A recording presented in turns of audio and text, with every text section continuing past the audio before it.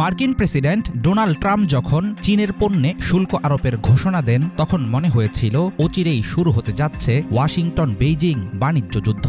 চীনা বাজার বন্ধ করে দিয়ে চাপ সৃষ্টি করলেই নত হবে বেইজিং। ট্রাম্পের এমন আকাশচুম্বী আত্মবিশ্বাস শেষ পর্যন্ত কাজে আসছে না। হোয়াইট হাউসের মোকাবেলা করতে একেবারে ভিন্ন কৌশলে মাঠে নেমেছেন চীনা প্রেসিডেন্ট শি জিনপিং। ট্রাম্প আরোপিত ১৪৫% শুল্কের জবাবে মার্কিন পণ্যের উপর শুল্ক বাড়িয়ে ১২৫% করেছে বেইজিং। কিন্তু পাল্টাপাল্টি এই শুল্ক যুদ্ধে কার ক্ষতি বেশি, চীন নাকি যুক্তরাষ্ট্রের? কিভাবে ট্রাম্পকে ধরাশায়ী করতে চাইছেন শি জিনপিং?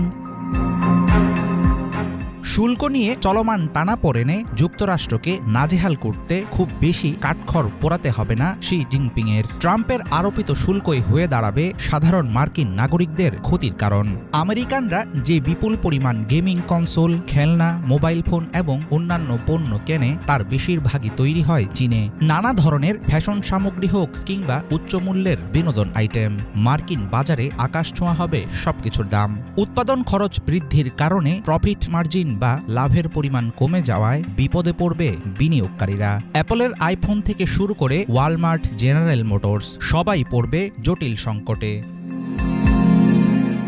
যুক্তরাষ্ট্রে উৎপাদিত পণ্যের তৃতীয় বৃহত্তম রফতানি বাজার চীন। সে কারণে শুল্ক বসানোর আগ্রাসী পথে না হেঁটে শি জিনপিংয়ের প্রথম নিশানা মার্কিন কৃষি বাজার। সয়াবিন, গম, ভুট্টার মতো কৃষিপণ্য আমদানিতে চীন নির্ভরশীল ছিল আমেরিকার উপর। ট্রাম্পের ঘোষণার ঠিক পরপরই বিশ্বের বৃহত্তম সয়াবিন ক্রেতা বেইজিং যুক্তরাষ্ট্র থেকে মুখ ফিরিয়ে ঝুঁকে পড়ছে ব্রাজিলের দিকে। নিজেদের পণ্য চীনের বাজারে বিক্রির উপর অনেকাংশেই নির্ভর করেন মার্কিন কৃষকেরা। কৃষি খাতে চীনা আমদানি কমে যাওয়ায় বেদম মার খেয়ে যাচ্ছে ট্রাম্পের মূল ভোট ব্যাংক।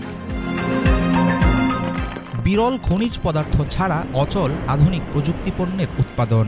বিশ্বজুড়ে সেই ব্যবসার অধিকাংশই নিয়ন্ত্রণ করে চীন। স্মার্টফোন, সামরিক ড্রোন, ইলেকট্রিক গাড়ি থেকে শুরু করে সবকিছু তৈরিতে দরকার হয় এই খনিজ। ট্রাম্পের শুল্কের জবাবে সম্প্রতি এসব বিরল খনিজ রফতানিতে বিধিনিষেধ আরোপ করেছে বেইজিং। সেমিকন্ডাক্টর, ক্ষেপণাস্ত্র থেকে উইন্ড টারবাইন, জরুরি এমন বিভিন্ন পণ্যের মূল উৎপাদনে এখনও চীনের উপর ব্যাপকভাবে নির্ভর করে যুক্তরাষ্ট্র। দুর্লভ খনিজ রফতানি সম্পূর্ণ নিষিদ্ধ করলে আরও জটিল হবে ট্রাম্পের বিপদ। চীনের বর্তমান অর্থনৈতিক অবস্থা খুব স্থিতিশীল সময় পার করছে এমনটা বলার সুযোগ নেই। তবে ট্রাম্পের শুরু করা বাণিজ্য যুদ্ধে যুক্তরাষ্ট্রের একমাত্র যোগ্য প্রতিপক্ষ বলা যায় চীনকে। বিশ্লেষকদের ধারণা, ক্ষয়ক্ষতি যতই হোক এই অর্থনৈতিক যুদ্ধে যুক্তরাষ্ট্রের চেয়ে বেশি দিন টিকে থাকতে পারবে চীন। ইউরোপ থেকে দক্ষিণ পূর্ব এশিয়া, এমনকি আফ্রিকার দেশগুলোতেও লেগেছে বাণিজ্য যুদ্ধের উত্তাপ। বিকল্প বাজার তৈরি, অভ্যন্তরীণ চাহিদা বৃদ্ধি ও কৌশলগত নানা পদক্ষেপ নিয়ে ভবিষ্যতের ভিত্তি শক্ত করছেন শি জিনপিং। তার বিপরীতে হটকারে নানা সিদ্ধান্ত নিয়ে ঠান্ডা মাথার এই লড়াইয়ে কতদিন টিকে থাকতে পারবেন ট্রাম্প, সেটা নিয়ে থাকছে সংশয়। হাফিজুল ইসলাম, বাংলা ভিশন।